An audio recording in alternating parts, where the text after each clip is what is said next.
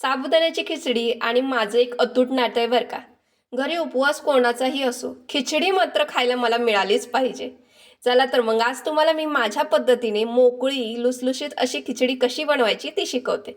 मी इथे 250 ग्रॅम म्हणजे पाव किलो साबुदाणा रात्रीच भिजत ठेवला होता. साबुदाणा भिजून वर नगभर उरेल एवढं पाणी त्यात ठेवायचं. आता इथे मी खिचडीसाठी 2 मीडियम साईजचे बटाटे घेतले आहेत. बटाटे शक्यतो उकडून घेऊ नका, असे कच्चे बटाटे घ्यायचे. 5 हिरव्या मिरच्या, या मिरच्या पुरेशा आहेत बरं का आपली खिचडी तिखट करायला. या मिरच्या वाटून घ्यायच्या, म्हणजे खिचडी एकसारखी तिखट होते. जर चिरून टाकला तर एखादा घास तिखट होतो, एखादा होत नाही. आता पुढे यात घालायचं आहे ते आपल्याला शेंगदाण्याचं कूट. त्यासाठी काय करायचं, मंद आचेवरती शेंगदाणे परतून घ्यायचे आणि त्याचं असं दाणेदार कूट करायचं. पाव किलो साबुदाण्यासाठी एक मोठी वाटी शेंगदाण्याचं कूट टाकायचं. जर कूट टाकण्यात कंजूसी केली तर खिचडीला काही चव येत नाही. आणि असं दाणेदार कूट टाकलं तर खिचडी खाताना त्या शेंगदाण्याचे दाणे दाताखाली आले की एक नंबर स्वाद येतो बरं का.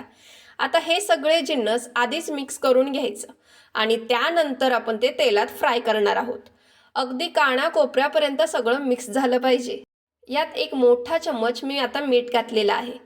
आता एवढं मीठ ह्याला लागणारच बरं का, कारण आपण यात हिरवी मिरची वाटून घातली आहे, त्यामुळे मिठाचं प्रमाण एवढं असायलाच हवं.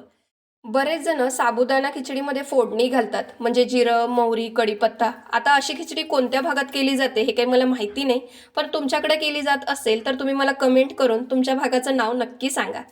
आता मी इथे एक मोठी कढई घेतली आहे. कढई शक्यतो मोठीच घ्यायची, जेणेकरून आपल्याला खिचडी व्यवस्थित हलवता येईल. सुरुवातीला जे 2 मध्यम साईजचे बटाटे घेतलेले त्याचे मी साल काढून बारीक चिरून ते पाण्यात ठेवलं होतं. जर बटाटे पाण्यात ठेवले नाही तर ते लालसर होतात. आणि बटाट्यातलं सगळं पाणी निघालं की त्यात मोठे 2 चमचे तेल घालायचं, म्हणजे ते व्यवस्थित भाजले जातात. आता माझी काही नॉनस्टिक कढई नाही आहे, त्यामुळे माझा बटाटा थोडासा खाली चिकटला होता, तर मी त्याला थोडंसं कढईला व्यवस्थित धरून हलवून हलवून काढलं आहे. तुम्ही जर नॉनस्टिक कढईचा वापर केला तर तुम्हाला तेलाचं प्रमाण हे थोडं कमी वापरावं लागेल. हे बघा, असा लालसर बटाटा होत आला की समजायचं आपला बटाटा भाजून झाला आहे. आणि तरी तुम्हाला तो चेक करायचा असेल तर असा एक बटाट्याचा तुकडा बाजूला घ्यायचा आणि तो हाताने चेंगरून बघायचा. जर तो मऊ असेल तर असा पटकन चेंगरला जाईल. आता या बटाट्यामध्ये आपण जे साबुदाण्यामध्ये मिक्स केलं होतं ते सगळं मिश्रण यात घालणार आहोत. तर तुमच्या कढईमध्ये बसत असेल तर एकदम घाला, नाहीतर ह्याला 2 बॅचमध्ये डिवाईड करायचं आणि अर्धा साबुदाणा आधी आणि नंतर अर्धा साबुदाणा भाजला तरीही चालेल. पण मग बटाटा पण नंतर अर्धा अर्धा करून मिक्स करून घ्यायचा. मी ते पूर्ण साबुदाणा कढईत घातलेला आहे. हे बघा, आता खालचं तेल पूर्ण वरती यावं म्हणून खालून वरती व्यवस्थित हलवून घ्यायचं. आता एवढा साबुदाणा एका कढईत भाजणं जवळजवळ अशक्यच आहे. मग काय करायचं, एका पकडीने कढई धरायची आणि दुसऱ्या हाताने उलटण्याने वर खाली साबुदाणा मिक्स करून घ्यायचा. त्यानंतर 2-2 मिनिटांनी कढईवरती झाकण ठेवायचं आणि पुन्हा 2 सेकंदाने हलवायचं. असं झाकून जर तुम्ही सारखा साबुदाणा भाजला की साबुदाणा पटकन भाजला जातो आणि जे पांढरे दाणे आहेत ना ते जरा लालसर चॉकलेटी अशा कलरमध्ये दिसायला लागतात. पण जास्त वेळ झाकून ठेवायचं नाही, नाहीतर साबुदाणा खाली लागू शकतो आणि आपल्या खिचडी करपू शकते.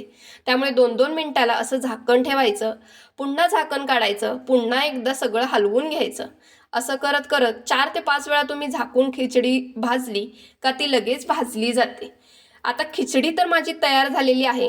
उपवास आहे त्यामुळे ही खिचडी मी एकटी स्वतः संपवू शकते. तर चला नेक्स्ट टाईम भेटूया नेक्स्ट रेसिपीमध्ये. तुम्हाला रेसिपी कशी वाटली नक्की कळवा. कमेंट करा, लाईक करा आणि व्हिडिओला शेअर करा.